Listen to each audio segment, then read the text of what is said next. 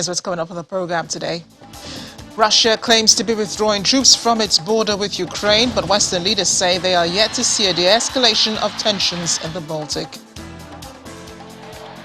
Meanwhile, NATO is meeting with allies today. Secretary General Jens Stoltenberg says this is a dangerous moment for European security. Last COVID restrictions lifted in the United Arab Emirates.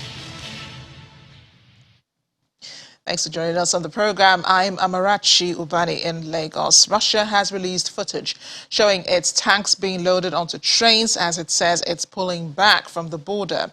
Officials say the tanks are being transported away from the border with Ukraine to their permanent bases after undertaking drills. Officials have, however, been mocking the West over warnings that Moscow could launch an invasion of Ukraine today. February 16, Ukraine declared today a day of unity after the date was suggested by U.S. officials and widely reported. The country's foreign ministry spokeswoman says she would like to ask the U.S. and Britain, the sources of the information, if they could publish the schedule of their upcoming invasions for the year. Russia's envoy to the European Union, Vladimir Shizyov, says wars in Europe rarely start on Wednesdays. Ukraine's President Volodymyr Zelensky has responded to news of Russian troops' withdrawal by stressing that the Russian threat did not start yesterday, so his country remains calm. He flew into a military training ground near Rivne in western Ukraine by helicopter to watch forces simulate repelling a major cross-border attack on their country. May the comment is NATO prepared to meet allies over the crisis in the Baltic. Secretary General Jens Stoltenberg describes the current situation as a dangerous moment for European security. He cautioned that there has been no sign of de-escalation on the ground, despite Russia saying troops had been pulling back. He also says the military alliance remains ready to talk and find a diplomatic way forward.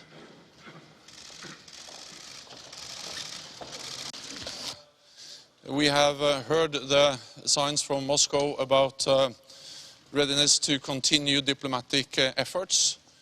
But so far, we have not seen any de-escalation on the ground. On the contrary, it appears that Russia continues the military build-up. So it remains to be seen whether there is a Russian withdrawal. We are, of course, monitoring very closely what Russia does in and around Ukraine. What we see is that they have increased the number of troops and more troops are on their way. So far, no de-escalation, but of course we hear also the messages about diplomacy and we are ready to engage in diplomatic efforts with Russia. Mr. Scholz yesterday has said that Speaking up about NATO leaders meeting today, Mr. Stoltenberg, shortly after that press conference, went into the meeting. Leaders will be discussing over the next 48 hours the threat of Russian invasion, though they remain hopeful of a diplomatic path. And NATO is considering new steps to deter Russia on its eastern flank in response to the Russian threat in Ukraine's northeast and south. The latest crisis has galvanized NATO and given the alliance a renewed sense of purpose after the soul-searching that followed last year's chaotic withdrawal from Afghanistan. We'll be learning more about this meeting as soon as we start getting details. But we already mentioned Western leaders remain unconvinced Russian troops are pulling away from the border with Ukraine.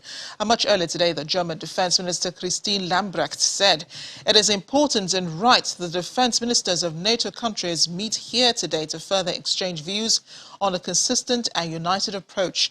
The Russian troop build-up on the Ukrainian border remains a cause for concern, which is why it is important we continue to rely on both dialogue and deterrence. The talks have been taking place in the last few days, including those of German Chancellor Olaf Scholz in Kiev and Moscow, were important, and those ones are important and at least give hope, but it is important to watch carefully whether those words are followed by actions. These are Miss Christine's words. Her British counterpart, Ben Wallace, also said that so far he has not seen any evidence that Russia is withdrawing from positions near the Ukrainian border. that. It may happen in the next 24 hours or 12 hours. What we had seen was, as of yesterday, the opposite. We saw large field hospitals being built in a number of districts around Ukraine, and indeed we saw continued deployment from holding areas into more forward areas. That may all change. I mean, we'll see, as I've said when I visited Moscow last week, we shall judge them not on their rhetoric but on their actions.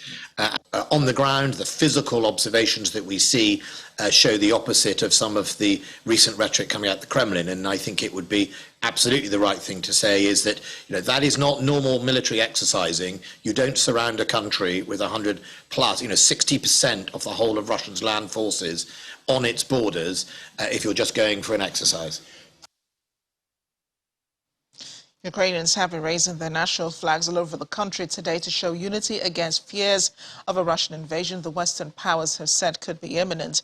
The yellow and blue banner waved in Kiev, in Lviv, Kramatorsk and Dnipro to mark Unity Day, a holiday President Volodymyr Zelensky created this week after Russia massed troops near Ukraine's border. The president said on Monday that instead of February 16 being the day of the attack, he would make it the day of unity. Senior U.S. officials had said on Sunday they could not confirm U.S. intelligence reports which indicated Russia was planning to invade Ukraine on Wednesday, which is today, but said that they wanted to try to prevent any surprise attack by sharing what they knew of Russia's plans. On Kiev's Maidan Square, a drone flew a large blue-yellow flag where in 2013 and 2014, Ukrainians protested for a European future of their country. Joining me now is geopolitical analyst and U.S. Army veteran Adebayo Adeleke. He joins me from Texas in the United States. Adebayo, great to see you. Been a while, though. You never believed Russia was sparring for war in Europe, did you? Just yesterday, President Vladimir Putin again reiterated it does not want war in Europe.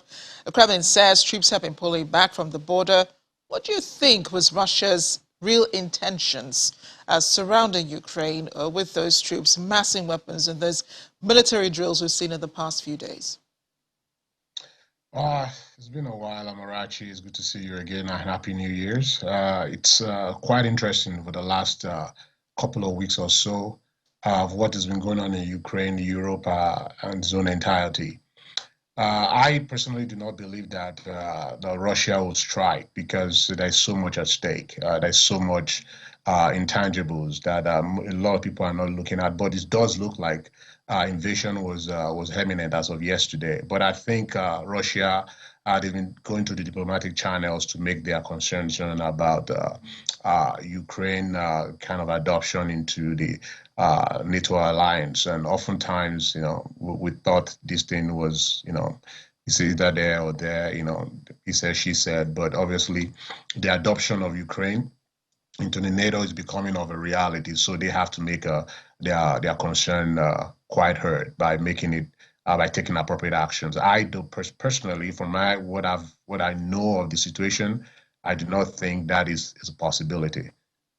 So that's just my opinion, because it takes more than 100,000, 150,000 troops to actually to invade a particular country. And looking at what's going on in the world supply chain, our supply chain is pretty much crippled of late. It's quite impossible to actually invade a particular nation at this point in time when the global supply chain is crippled. You have to be able to sustain a war, even on the Western front, from the Russian front as well. Somebody has to sustain this war, and the supply chain is not flowing seamlessly.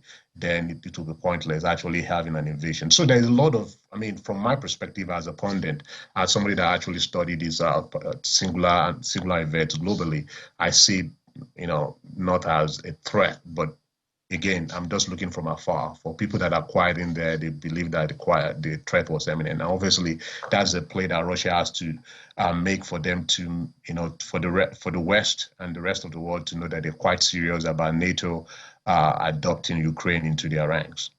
Yeah, you might be correct about, the kind of rhetoric that's being played out there. Within Ukraine itself, people are well, in the capital, that is. People have been confident there are no threats, of a Russian invasion. But on the outskirts, on towns and cities closer to the border, the threat is imminent. Western leaders say that they've not seen the withdrawal that President Putin is talking about. They're waiting, wanting to believe, that Russian troops are withdrawing from the border, and that, those military tanks that were used for the drills are pulling back. You think that the president, that's the Russian president this time, just riled up some propaganda, about this whole scenario we're looking at? Again, I wasn't old enough to know what kind of pact was made during the fall of the USSR, and this secret handshake that NATO should not move eastward. But it's becoming a great concern. Like people said, we believe your words, but we judge your actions. So until Russia actually makes a tangible action in withdrawal, and the people see that they're actually withdrawing, I think they'll believe that the word for it, and the whole world is watching. So I believe they will do the right thing. Currently, right now, and I mean, the Western nations have reason not to, because knowing fully well that there might be old tactics used by Russia and whatnot. But I see it from both ends. If I'm Putin as well, I'll be like, okay, let's see what's going to happen. Let's de-escalate this first and see what the West is going to do. But if West is saying, you know what, let's pull out first. So they're going to be at a stalemate. Each side needs some kind of reassurance that they're not going to get to the verge of invasion again. So let's see what's going to happen in the next 24 to 48 hours. I believe the next 24 to 48 hours determine the outcome of this whole debacle we'll find ourselves over the last couple of weeks. Yeah, and also important is the NATO meeting that's currently holding in Brussels. Secretary General Jens Stoltenberg earlier today said the current situation is a dangerous moment for European security. He also says NATO is not a threat to Russia and that the military alliance is willing to talk and find a diplomatic way forward. Well, they may not be convinced, of course, about Russia's lack of interest in the war. You think that this greatly impacts on security in the region? Absolutely, absolutely. Beside security, also there's an energy concern as well. I think from what I've been studying and what I've been reading over the course of time, the Russia has the power and the authority to reduce the energy, the gas supplied to Europe, and that is quite concerning for most of European countries as well. So there's a lot of leverage, and this idea of Russia and NATO, they are not enemies. Actually, both of them have been saying the same thing over the course of time, and I believe there is in Madrid summit, there is some kind of pact that both Russia and NATO actually signed that they will never be enemy of each other. And regardless of annexation of Crimea, they've always had meetings as well. So these whole thing, oftentimes, you always look tense at some point, but they always been de-escalated, and they'll go back to these diplomatic channels. Yes, there is a threat to European.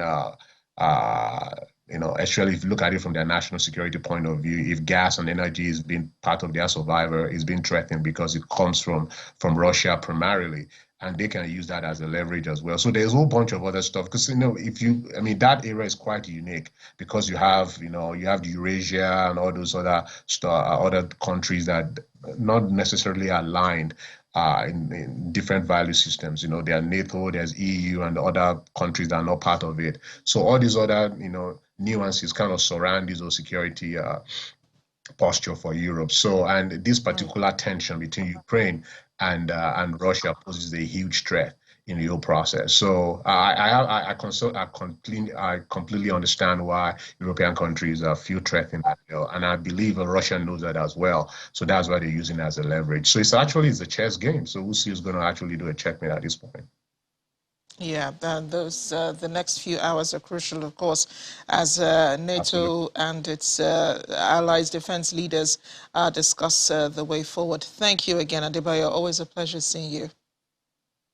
Thank you so much, Amarachi. Nice seeing you again. We have more stories coming up on The World Today Plus.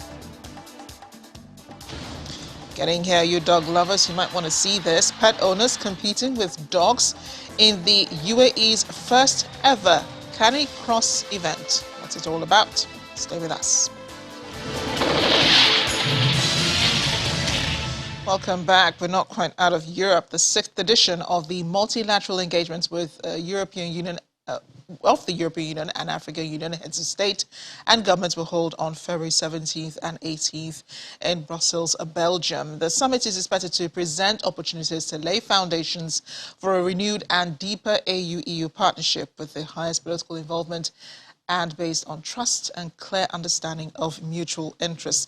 And much earlier, my colleague, Teniola Shobowale, spoke to youth activist Tony Dowder, who's in a summit, attending the summit, who's in Brussels, attending the summit, on what to expect, for young people. Trying to engage as much as we can for the summit. But unfortunately, youth will not be physically present at the summit itself. So what we've been doing as youth in the past few days, upon the coming of the summit, we've been engaging with influential decision makers that we know are going to be present at the summit, and we've been pushing forward our own priorities. And essentially, this is how we've been engaging, and the role we've been playing so far has a lot to do with organizing the different priorities from different youth from Europe and Africa, and making sure that these priorities are sent across to the leaders in this summit. Well, how do you expect these summits to impact on leaders' decision of youths in Africa, where you have a teeming population of young people on the continent? Well, for one, I would say that it is an opportunity for the leaders to really get to know what the young people want. It would have been better if, the young people were given the opportunity to be where these decisions are going to be made, and to state clearly what they want and be part of the negotiation process for the partnership of AU and EU. But then I think that more of what the situation is right now is basically just to get some people representing the youth at the summit and make sure that they get across our priorities. I think that African leaders can leverage this opportunity by making proper negotiations. So far, we do not think that the partnership between the AU and EU is equitable. This summit gives them a chance to renegotiate the terms of this partnership and make it more equitable.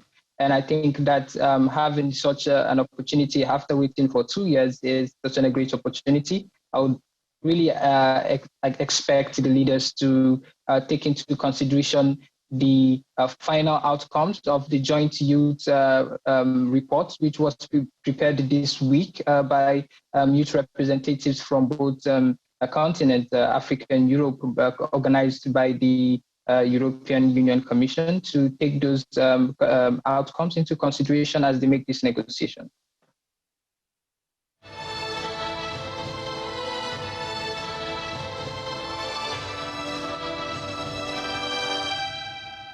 For the first time since the pandemic hit in 2020, businesses across the UAE can return to full capacity as the government makes a bold move to return to normal.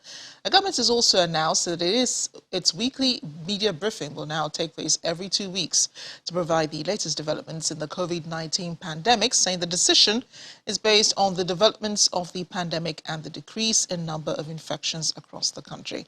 Our correspondent, Mayowa Adeguki, brings us more. Economic and tourist facilities, shopping malls and transportation modes across the UAE now have the green light to return to full capacity as government begins phasing out social distancing protocols introduced to curb the spread of the Omicron variant. This update comes as a result of a decline in the number of daily infections, which dropped from over 3,000 in mid-January to less than 1,200 cases at the start of the week. Man, I did an Iranian accent and everything. It would be the first time cinemas run at full capacity, more than 18 months after restrictions were first introduced due to the pandemic. Although mask wearing remains mandatory, social distancing in places of worship has been adjusted to 1 meter, while authorities in each emirate are expected to adapt the new protocol as necessary.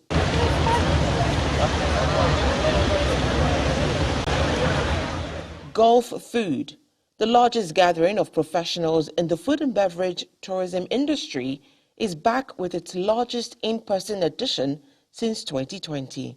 The lifting of the bans have actually increased the capacity of visitors, coming into UAE, especially Dubai.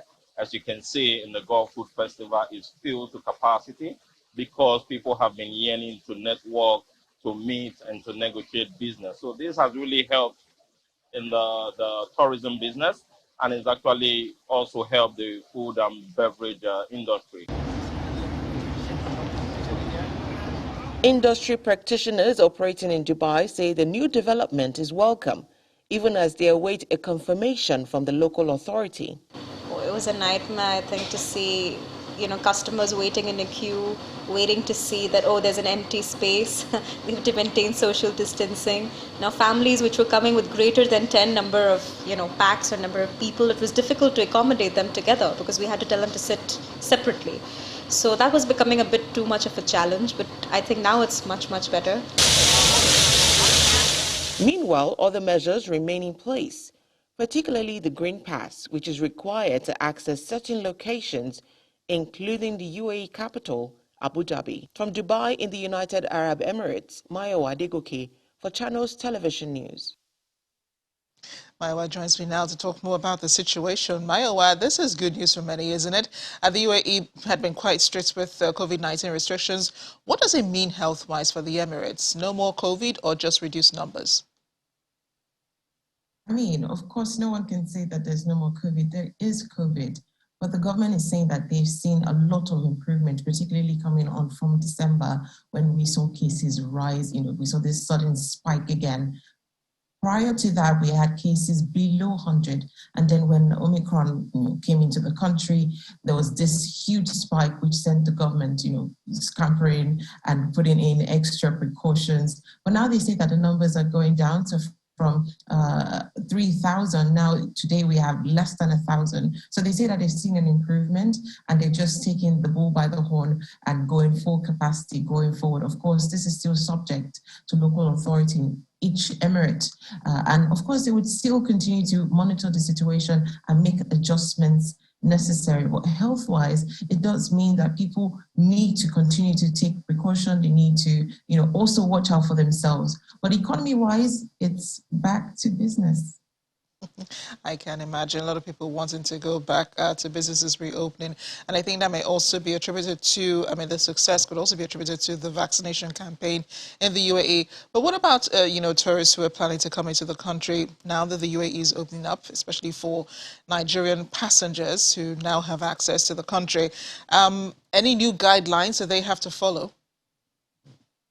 So it's still pretty much the same, coming in with your negative PCR, getting that rapid test done, and then getting another test done on arrival. Well, the rules differ slightly depending on which country you're coming in from. But for Nigerians, at least, we do know that you have to get that negative PCR, get the rapid test done, and then get another test done at the airport on arrival, which is free, by the way. So that really is a situation for Nigerians. And for tourists in general, it is just open season.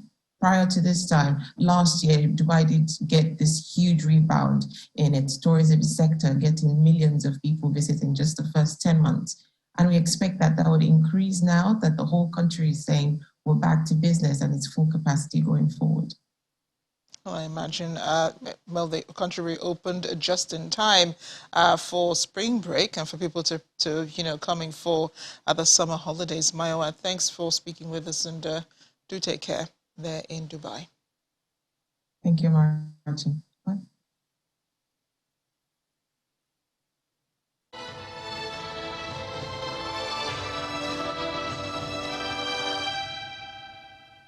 Well, the fun already started in the UAE. The first ever HK9 Canicross race has held, bringing dogs and owners together for an adventurous sport in the mountain desert. It's a first ever Canicross event where pet owners run and hike alongside their dogs across almost 4 miles of mountainous landscape. The location is Hatta. The event is organized by HK9, which aims to facilitate more activities for people to do with their dogs. A founder and organizer of HK9 say that they want to see people and dogs working together, which is why they put together this event.